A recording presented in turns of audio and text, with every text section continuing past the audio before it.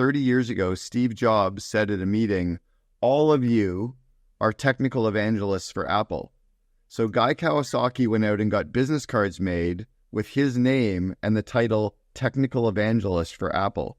No one gave him those cards, but Steve said, you're technical evangelist. So he called himself one, started speaking to the media, started speaking to the press, and all of a sudden Guy Kawasaki's name became known as an Apple technical evangelist because no one else had the guts to speak for themselves. For one of the things that I did to help myself grow in my career was I promoted myself way before social media existed, right? Because I left 1-800-GOT-JUNK the year the Facebook was launching globally. So we didn't have social media for me to promote myself. What we did have was me talking to the media outlets. So I became a spokesperson for the company with the press. I got myself and I told the CEOs of these companies back even at College Pro Painters that I wanted to speak to the media about what we were doing and how we were growing the company. And because I became kind of a spokesperson, the media would talk about me and it showcased myself over all of the other executives in the company. In fact, if you were to ask people who grew 1-800-GOT-JUNK, they'll mention Brian, the founder, CEO, they'll mention me. They won't name any of the other executive team because no one knows who they were, sadly. But it's because I was advocating for myself or promoting myself and then scared of failing. Well, and you're doing something that is actually brilliant that I did years ago too, which was we became a speaker to talk about our successes and what we were doing right so that others could learn from us. And I would imagine that you were also speaking inside of the companies you were building, right? That's another way that you can self-advocate or self-promote yourself internally. No CEO is going to come to you and say, hey, Jonna, can you speak at a leadership team meeting? Or, hey, Jonna, can you speak at a marketing team? What we have to do is advocate for ourselves internally and say, I want to share my ideas at the town hall or at the State of the Union or at our quarterly event or at a board meeting. Ask to go and present on behalf of your business area and ask to go and speak at small industry events or small association events or anywhere that'll listen to you. Become a speaker for your brand and about operations. Very similar, by the way, to how Guy Kawasaki became a household name. Was about 30 years ago, Steve Jobs said at a meeting, all of you are technical evangelists for Apple. So Guy Kawasaki went out and got business cards made with his name and the title Technical Evangelist for Apple.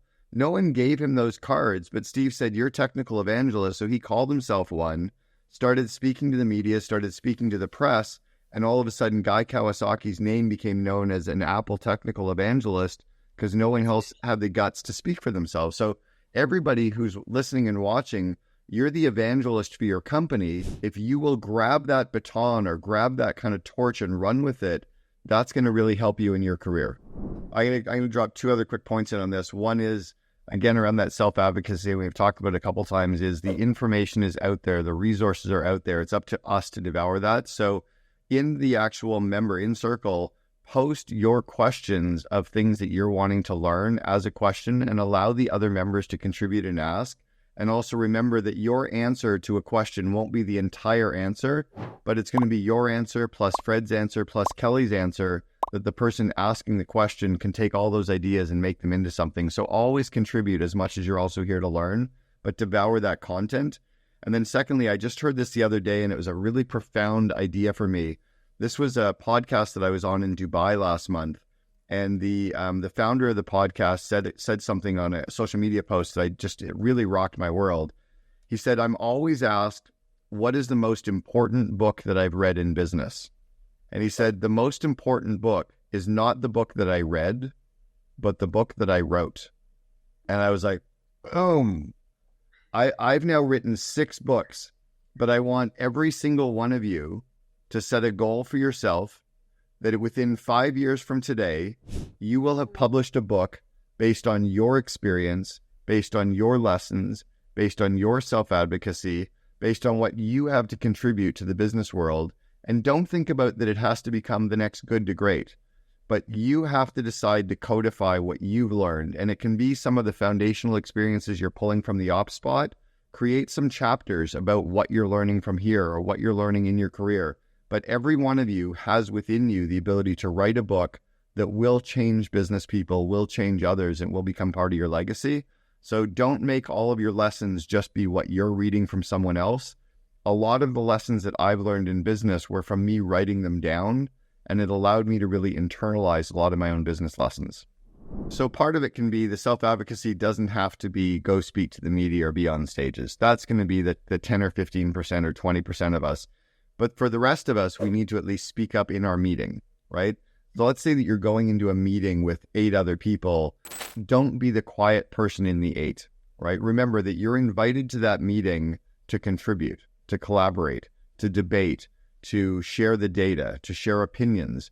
And if you weren't invited to that meeting, then you're not invited, right? You shouldn't be there collaborating, but you need to actually give yourself a voice and try not to be the person being waited on. Like, no one's necessarily going to be asking you to contribute. It's hard at times if your personality profile is you're the quieter, more amiable. Look at someone like Simona who's sitting and listening on this call. I'll tell you, behind the scenes, Simona challenges me on things all the time. She comes to me with ideas. She comes to me with suggestions. She comes to me and says, hey, Cameron, you're screwing up on this. Can we do it in a better way? I'm like, you're right. So it doesn't matter who you are, look for your voice in whatever room that you're in. There's another way that we can all self-advocate for ourselves in our career too, and it's that we're never going to get all of the praise that we're actually starving for as humans, right? At the end of the day, I think we're all 15-year-olds trapped in adult bodies. Jana's the 15-year-old Jana. I'm the 15-year-old Cameron with a little bit more gray, but I still have those 15-year-old needs and desires and wants, and some of those is praise. My job in operations is to praise myself. My job is to show myself gratitude for what I'm doing well and what I'm achieving. So what I've always tried to do is, on a personal basis, if I set 3 new goals for myself this week, I try to say thank you to myself or praise myself or feel good for myself about 3 things I accomplished last week. So one of the things that you can do to self-advocate for yourself is internally feel good about the stuff you're accomplishing, praise yourself for what you're getting done. It'll give you a new level of confidence to show up tomorrow and in the meeting, but don't wait for your boss or your VP or your CEO to come to you and tell you great job. You need to feel good about the good stuff that you're doing, because it'll just raise your confidence up that next little level that will help you in your career. There's 2 sides to this story of Cameron Herold, and as much as I can feel good about all the things I'm doing well, as much as I can praise myself and feel good about what I'm accomplishing, I also need to look in the mirror and see the areas that I can improve on, that I'm struggling with, at my weaknesses. So don't wait for your CEO or your COO or your VP to tell you the areas to improve. Examine yourself on a daily, weekly, and monthly basis, and not only feel good for your accomplishments and feel good for what you're doing, but look in the mirror and see, where can I grow? Where can I get better? Where can I ask for constructive criticism? Where can I actually learn to grow? Because if you can grow yourself more than you're waiting for your personal development plan to tell you the areas to improve, look in the mirror and ask yourself, where can you improve? If I was the COO of Mattel, then sure, someone wants to hear about us, but what if you're the less known brand? For 4 years, when I was the COO for 1-800-GOT-JUNK, no one knew of us. Like, yeah, you've heard of us today, but I'll tell you, for 4 years, we were a garbage company that no one cared about, no one heard about, no one knew about, but I still wanted to talk about what we were doing well. And we had a goal, or a BHAG, a big, hairy, audacious goal, to become a globally admired brand. So by talking about our successes, by talking to the media about our successes, it helped become this globally admired brand. It helped develop the culture. But it doesn't have to be a cool, sexy company. I was talking to the media when I was running a house painting company, an auto body collision repair company, and a garbage company. Most businesses are not sexy businesses.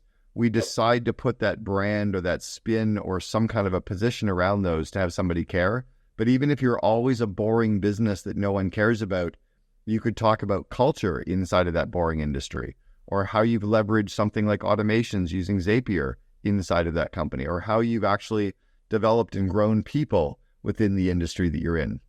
Whatever it is that you do, you've probably got some special sauce that you can still talk about and advocate about, and people will still listen. Most businesses are not sexy. We decide to somehow make them a little bit sexy.